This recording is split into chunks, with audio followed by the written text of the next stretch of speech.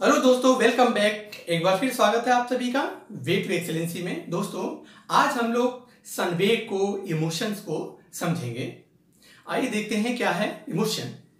Emotion Latin word इमोवियर से बना है, जिसका अर्थ होता है हिला देना या उत्तेजित कर देना। संवेग व्यक्ति की उत्तेजित अवस्था का ही दूसरा नाम है। जैसे क्रोध में व्यक्ति के माथे पर सलवटें पड़ जाती हैं, दांत किटकिटाने लगते हैं, चेहरे का हाव भाव बदल जाता है।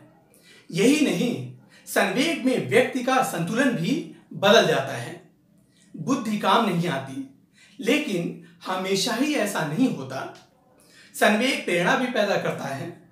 जैसे प्रेम में विफल व्यक्ति अपना और दूसरों का नाश भी कर बैठता है, साथ ही वह कभी कभी कुछ बन भी जाता है।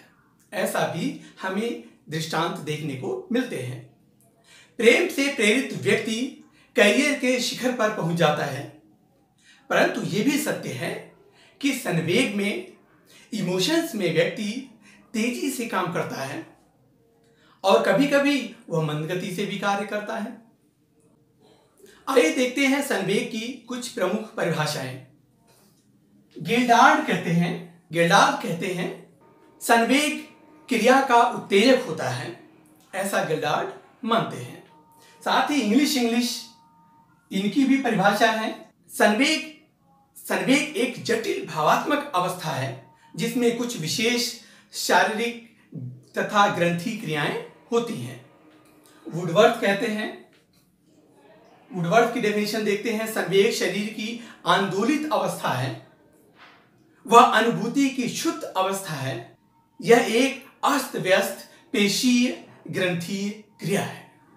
साथ ही वुडवर्थ ये भी कहते हैं कि व्यक्ति की उत्तेजित दशा ही संवेग कहलाती है। मैकडूगल क्या कहते हैं?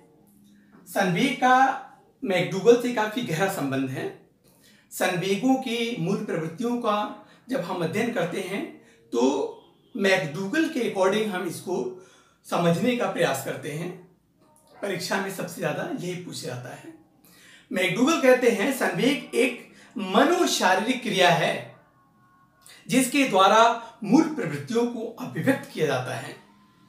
मैकडूगल को मूल प्रवृत्तियों का जनक भी कहा जाता है। उनके अनुसार 14 संवेग और 14 मूल प्रवृत्तियां होती हैं। कुल कितने बताया इन्होंने? 14, 14 ही संवेग है और 14 ही मूल प्रवृत्तियां हैं। इसी प्रकार पीटी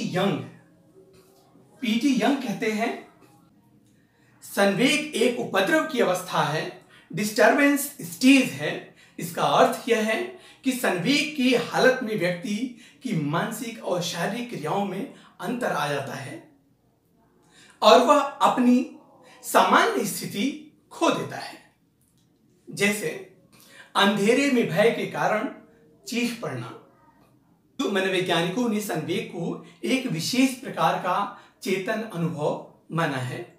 संक्षेप में हम ये कह सकते हैं कि क्रोध, भय, प्रेम, घृणा, ईर्ष्या आदि के अनुभव को ही संवेग कहते हैं। नेक्स्ट पॉइंट लेते हैं, संवेग का विकास। Development of emotion. संवेगों पर सबसे पहला प्रयोग जेबी वॉटसन ने 1924 में किया था। उनके अनुसार भय, क्रोध, प्रेम नामक संवेग शिशु में जन्म से ही पाए जाते हैं। हालांकि ब्रिजेस के अनुसार जन्म के समय शिशु में संवेग नहीं बल्कि उत्तेजना होती है, लेकिन बालक जैसे जैसे बड़ा होता जाता है उसमें संवेगों का भी विकास होने लगता है। उनके अनुसार 2 वर्ष की आयु तक शिशु में सभी प्रकार के संवेग विकसित हो जाते हैं।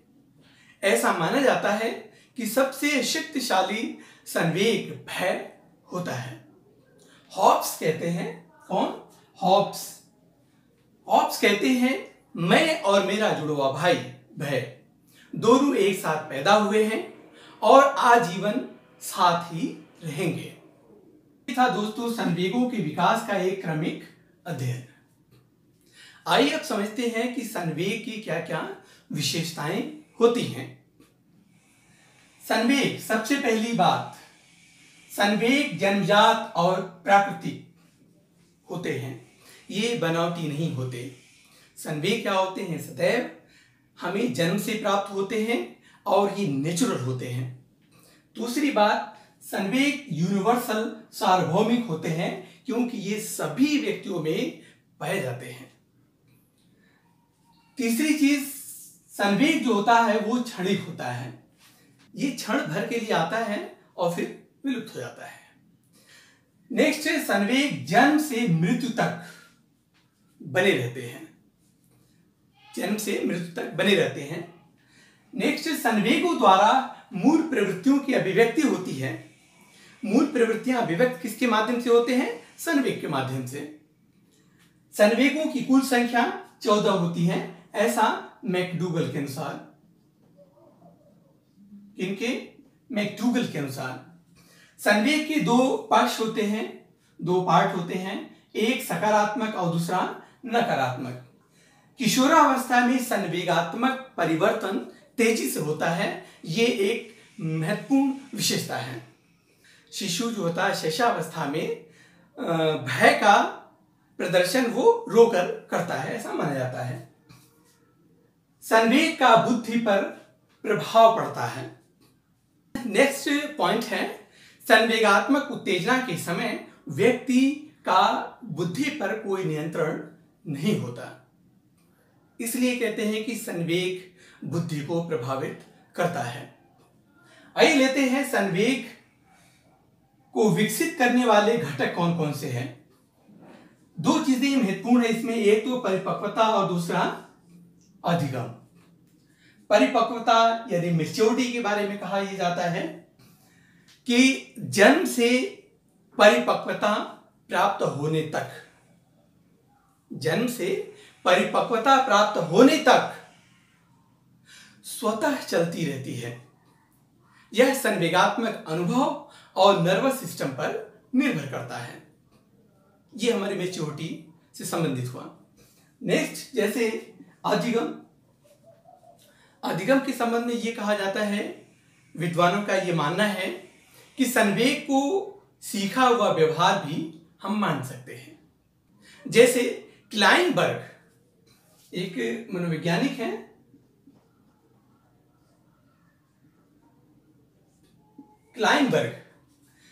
क्लाइनबर्ग कहते हैं कि भारत में ताली बजाना खुशी का परिचायक है, संकेत है, जबकि चिंता और निराशा का। यदि हम ताली बजाते हैं तो ये निराशा और चिंता का प्रतीक माना जाता है। वॉटसन कहते हैं कि तेज आवाज या अवलंबन का अभाव, लॉ ऑफ सपोर्ट, छोटे शिशु में भय पैदा करता है और वह रोने या चिल्लाने लगता है। आइए अब लेते हैं नेक्स्ट पॉइंट, संवेग को सीखने की विधि।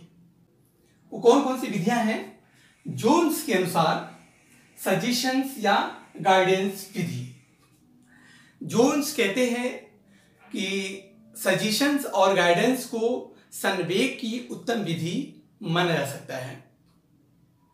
जैसे डरावनी कहानी सुनने से बच्चे में डर पैदा हो जाता है।